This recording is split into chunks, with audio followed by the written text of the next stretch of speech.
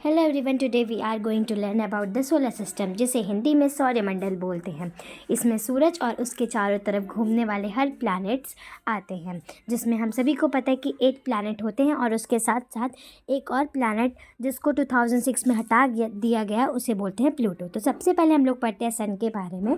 सन जो कि बहुत ज़्यादा हॉट होता है और इसके पास अपनी खुद की लाइट होती है और ये रेडिएट करके हम सभी को विजिबल बनता है। सन हमारे लिए काफ़ी शाइनिंग वाला होता है और जो सन होता है वही सोलर सिस्टम का हेड होता है। इसमें 3/4 ऑफ हाइड्रोजन और 1/4 ऑफ हीलियम गैस भरी हुई होती है।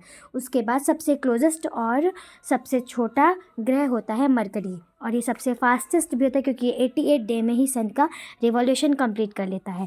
ये उस साइड होता है जिस साइड सन होता है, इसीलिए ये हमेशा एक साइड इसकी गर्म रहती है और एक साइड हमेशा इसकी ठंडी रहती है।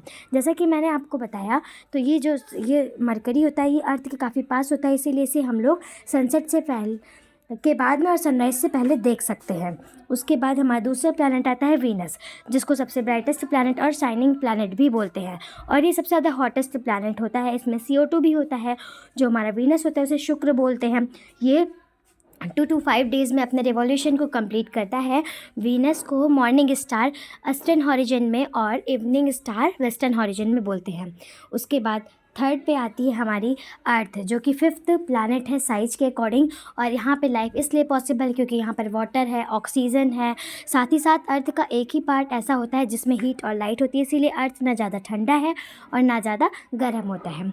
अर्थ में ओजोन लेयर होती है जो कि हमें सन की जो हार्मफुल रेडिएशंस होती है उनसे हमें बचाती भी है। अर्थ में हमें वो सभी सुविधाएं प्राप्त हैं जो किसी इंसान को अपनी लाइफ को जीने के लिए चाहिए होती है। उसके बाद हम जो नेक्स्ट प्लैनेट की बात करें वो हमारा मार्स है। इसके अंदर आयरन ऑक्साइड होता है, इसीलिए ये रेड कलर का होता है, इसीलिए इसे रेड प्लैनेट भी बोलते हैं। मार्स 4th प्लैनेट होता है। सन के डिस्टेंस से देखी जाए तो मार्स की जो साइज़ होती है वो अर्थ की हाफ होती है। उसके बाद सबसे बड़ा प्लैनेट आता है जुपिटर, जो कि सौरमंडल का सबसे बड़ा प्लैनेट है, जिसके बीच बीच में थोड़े थोड़े फेंट रिंग्स भी हैं। और इसका सबसे अच्छा तो फैक्ट ये है कि इसके पास बड़े बड़े जाइंट रेड स्पॉट्स भी होते हैं। साथ ही साथ ये 778 मिलियन किलोमीटर दूर है सन से। उसके बाद सैटर्न आता है, जिसके साइड बहुत सारे रिंग्स हैं जो कि आइस पार्टिकल से बनी हुई हैं। सैटर्न जुपिटर से ज़्यादा ठंडा भी होता है और साथ ही साथ सैटर्न 700 टाइम बड़ा है अर्थ से। उसके बाद यूरेनस, जो कि 3rd बिगर प्लैनेट होता है। सैटर्न 2nd होता है।